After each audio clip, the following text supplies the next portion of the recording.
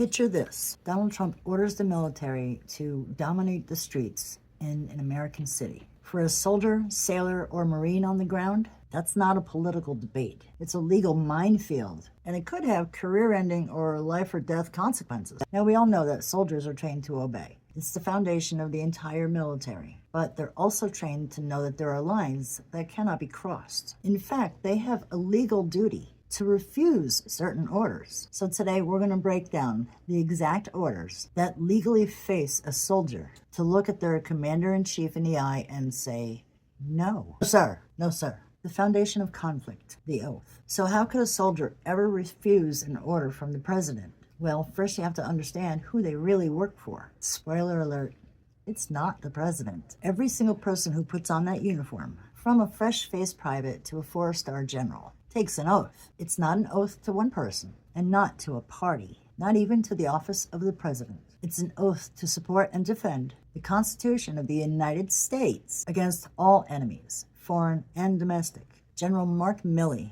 the former chairman of the Joint Chiefs of Staff, said it perfectly. We do not take an oath to a king or a queen, a tyrant or a dictator. We do not take an oath to an individual. We take an oath to the Constitution. He called the Constitution the moral North Star for everyone in uniform. And that right there creates a fundamental tension. Every service member has a duty to obey their chain of command, all the way up to the president. But they have a higher duty to the Constitution. So what happens when an order from the top clashes with the oath that they swore? Well, that's where the idea of lawful order comes in. And it's the key to everything. The presumption of lawfulness and the stakes. Let's be clear about something. 99% of the time, an order is an order, period. And the entire military is built on obedience. Under the Uniform Code of Military Justice, the UCMJ, orders are presumed to be lawful. Yeah, failing to obey a lawful order under Article 92 has massive consequences. Depending on the situation, it could mean a dishonorable discharge, losing all your pay, and possibly years in prison. In wartime, the penalty for willingly disobeying a lawful command could even mean death. Damn, guys. So yeah, refusing an order isn't something anybody in uniform does lightly. You disobey at your own peril. The burden of proof is on you, the service member, to prove that the order wasn't just a bad idea, but that it was straight up illegal. If you make that call and a military court later decides you were wrong, your career is over and your freedom is gone. That is the incredible weight on the shoulders of anybody faced with that choice. So what's the red line? Unlawful order is one that goes against the Constitution or U.S. law. It has to be patently illegal, so obviously wrong that any reasonable person would be able to spot it. Think, in order to commit a crime, it can't be just something you disagree with. It actually has to break the law. Let's break down to 3 big categories of orders that would face a refusal. Okay, we're about to get into the 3 big red lines.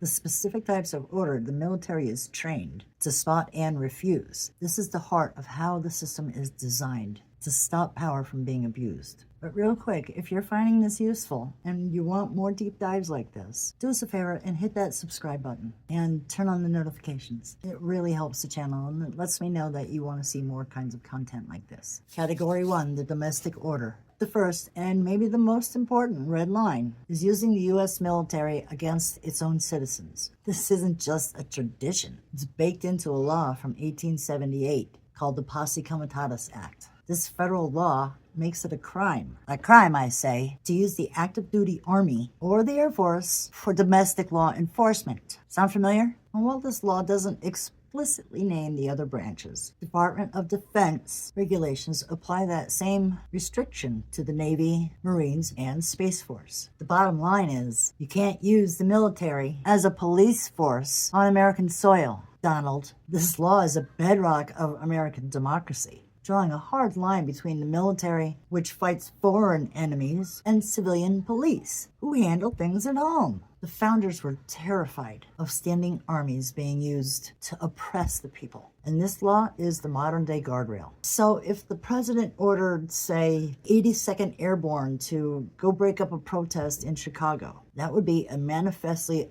unlawful order. That is a direct violation of federal law. Every service member involved would be legally and morally required to refuse. Now you might be thinking, hey, what about the Insurrection Act? That law from 1807?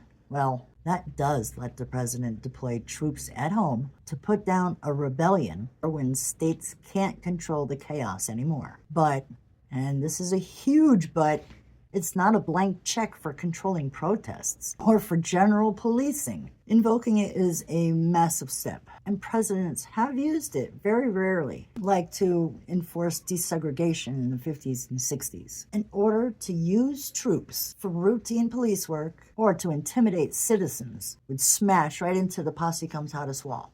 A service member getting that order would have to choose, obey the president or obey the law. Their oaths tell them to obey the law. Category 2, the criminal order. Second red line is an order to commit a crime. This sounds obvious, right? But the implications are huge, especially in the chaos of a war zone. Under both American and international law, the I was just following orders defense completely falls apart if the order was something that anybody with common sense would know it was illegal. The most chilling example was the My Lai massacre in Vietnam. In 1968, American soldiers, on the orders of Lieutenant William Kelly, hundreds of unarmed Vietnamese civilians. At his trial, Kelly argued he was just following the captain's orders. Well, the court didn't buy it. The verdict set a powerful precedent. An order to arm civilians is always illegal, and the soldiers have a duty to disobey. The court made it clear the soldier is a reasoning agent, not an unthinkable robot,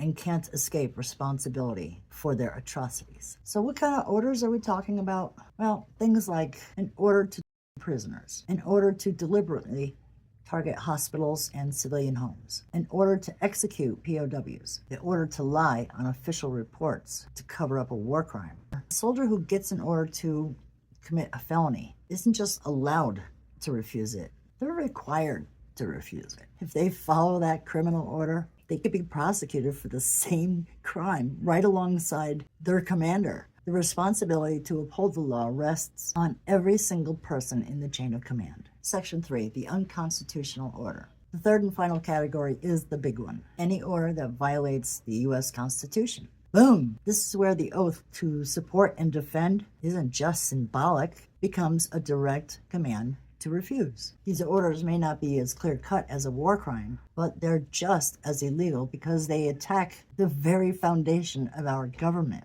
So what does that actually look like? Well, think about these scenarios. The order to use the military to seize ballot boxes or stop votes from being counted. The military has absolutely no role in our elections. Period. General Milley was crystal clear that the military would play no part in determining the election outcome.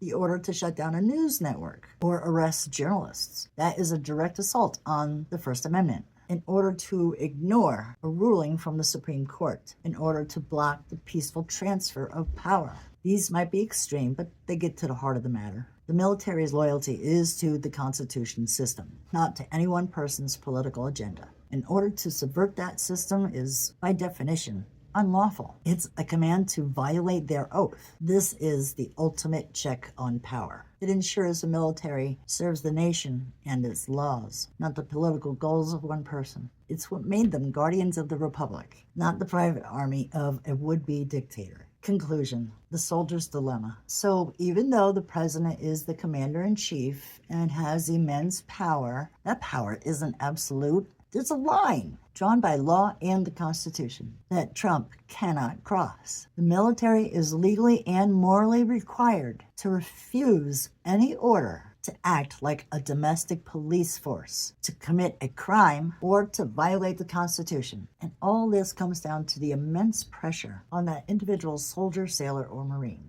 They're trained from day one to obey, but they have to be ready to refuse. It's a choice they make at their own peril. And if they get it wrong, they could end up in prison. But that terrible dilemma is also the most important safeguard for American liberty. It guarantees that the military's ultimate loyalty is to the rule of law, not to any single ruler. And that's one line that can never be crossed. Thanks for sticking on to the end, everybody. We appreciate you. So hang in there. We'll be fine. We trust, we believe in our military men and women.